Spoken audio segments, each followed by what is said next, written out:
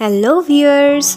तो आज के इस पार्ट में जियांग को पता चल जाता है कि शाया उसकी केयर करती है, क्योंकि उसने कहा था कि इतनी मुश्किलों से तुम्हारा यूनिवर्सिटी में एडमिशन हुआ है, अब फाइट्स में पढ़कर एक्सपेल ना हो जाना। तुम्हारी जगह कोई और भी क्लासमेट होता तो भी मैं ज़रूर आती।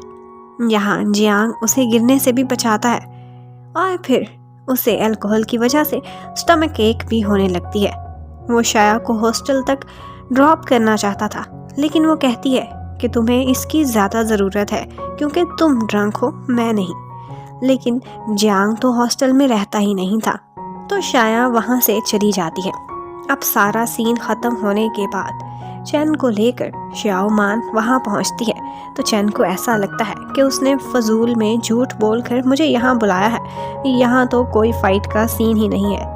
बाद में घर पहुंचकर जियांग शाया से चैट करके उसे मनाने की रिक्वेस्ट करता है, लेकिन शाया उसे इग्नोर करती रहती है। यहाँ जियांग उसे ये भी बताता है कि तुम्हें नहीं याद, लेकिन मैं एक बार फेयरवेल डिनर के बाद तुम्हें मिलने के लिए भी आया था। अब जियांग हॉस्टल में शिफ्ट होने लगा था। जाते जाते वो दोनों अपने क्रश के बारे में बातें करते हैं और किन यूए कहता है कि मैं ज़रूर अपनी क्रश को मना लूँगा उसकी बर्थडे पर, सबके नज़रों के सामने वो मुझे यस करेगी और तुम भी देखना। जियांग फिर हॉस्टल में आकर देखता है कि बैड लक यानी कि बुकवर्म चैन भी उसी का ही रूममेट है। वो आते ही उसे हॉस्टल के रूल्स सिखाने लगता है और बहुत ही एनॉइंग लगता है। जबकि यहाँ पर उनका तीसरा फेलो दिखाते हैं जिसका नाम डोआन है और वो काफ़ी कूल और फ्रेंडली लग रहा था। शाया की रूममेट फे उससे पूछती है कि क्या जियांग सिर्फ तुम्हारा स्कूल फेलो ही है। शाया तो नाराज़ थी, तो वो कह देती है कि हाँ, बस इतना ही ताल्लुक है। फिर फे उससे जियांग का वीचैट नंबर मांगती है। शाया तब बहुत जेलस होती है कि जियांग ने क्यों एक ही मिनट में इसकी ऐड रिक्वेस्ट एक्सेप्ट कर ली है। जियांग शाया को बार बार मैसेज करके बताता है कि उसे स्टमक एक है, तो शाया बहुत मेहनत से बर्तन इकट्ठे करके उसके पॉरेज बनाने की ट्राई करती है, लेकिन वो काफ़ी मेहनत के बाद भी थोड़ा सा जल जाता है। यहाँ उसकी फ्रेंड यैन उससे कहती है कि अगर उस बॉय ने खा लिया तो इसका मतलब है कि वो तुमसे बहुत प्यार करता होगा। थोड़ी देर बाद उनकी एक जॉइंट क्लास थी। यैन को पता चल जाता है कि ये पॉरेज यकीनन जियांग के लिए ही होगा, लेकिन शाया उसे देने की हिम्मत नहीं कर पाती। जियांग के लिए और भी बहुत से फ्रेंड्स और फेलोज भी मेडिसिन्स और डिफरेंट चीज़ें बना कर लाए थे, लेकिन वो सब कुछ लेने से मना कर देता है। वहाँ से जाने लगता है तो उसे शाया के पास लंच बॉक्स दिखता है। जैन बताती है कि इसने तुम्हारे लिए ये बनाया है।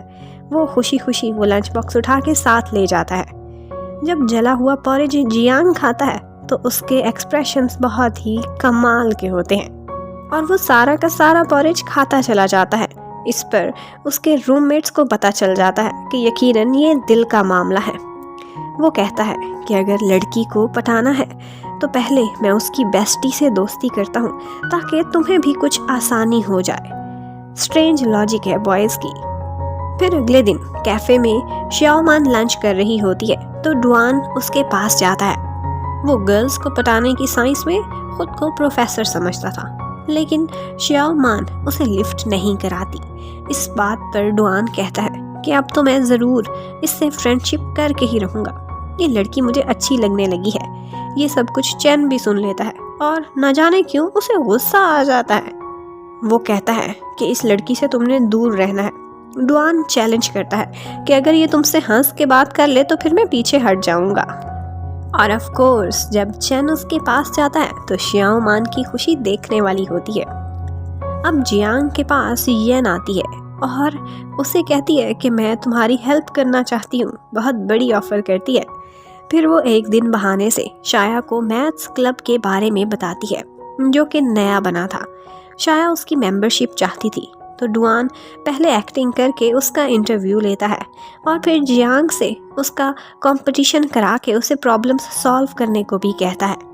और जब ऑफिशियली शाया मैथ्स क्लब की मेंबर बन जाती है तो उसे पता चलता है कि जियांग इस क्लब का फाउंडर है और वो सिर्फ एक ही मेंबर। वो नाराज़ होकर वहाँ से चली जाती है, लेकिन बाहर जाकर स्माइल करती है। अब एक न्यू प्रॉब्लम खड़ा हो जाता है। जियांग के फ्रेंड्स ने एक ब्लॉग लिखा था जिसमें शाया और जियांग को एक ड्रीम कपल बनाया हुआ था। किन योए भी ये देख लेता है और जियांग भी जब वो देखता है तो बहुत अपसेट होता है कि ये सब देखकर शाया अभी आती ही होगी मुझसे लड़ने के लिए, और अपने फ्रेंड्स को वो बहुत डांटता भी है। इतने में फिर वैसा ही होता है, शाया उसे ढूंढती हुई वहाँ पहुँच जाती है। जियांग उसे सब सच बता देता है कि ये उसने नहीं किया, लेकिन यहाँ पर वो अपना लव कन्फेशन भी कर देता है और कहता है मैं सिर्फ तुम्हारा हाई स्कूल मेट नहीं रहना चाहता, प्लीज़ मुझे एक्सेप्ट कर लो।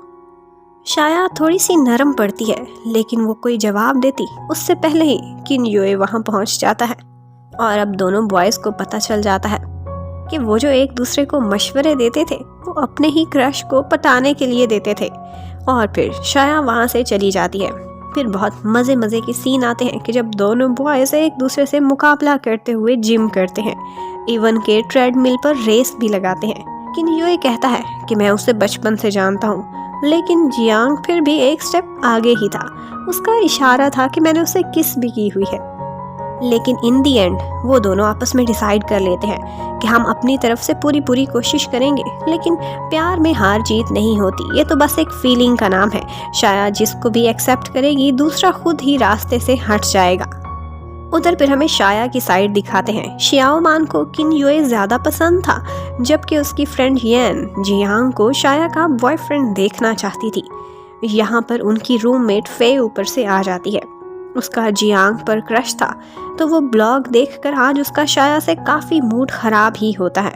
और फिर अगले दिन इंग्लिश की क्लास में भी फे का एक्सेंट अच्छा नहीं था, तो टीचर उसे शाया से सीखने को कहती है।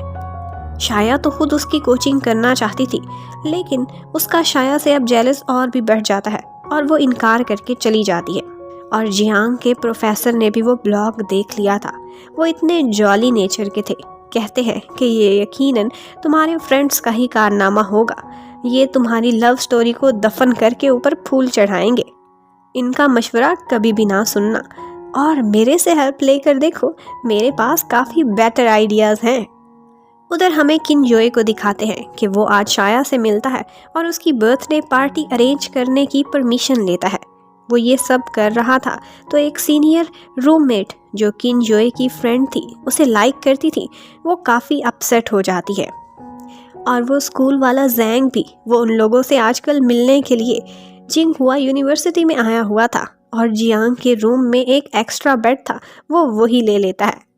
फिर बर्थडे पार्टी का टाइम आ जाता है। किन योए के प्लान के बारे में जियांग को भी इंफॉर्मेशन मिल जाती है। वो भी उस टाइम पर कोई कंप्यूटर प्रोग्राम बना रहा था शाया को प्रपोज करने के लिए, तो वो सब कुछ छोड़ छाड़ के फौरन से बाईसाइकिल पर उधर के लिए ही निकल जाता है, लेकिन वो तो लेट हो गया था।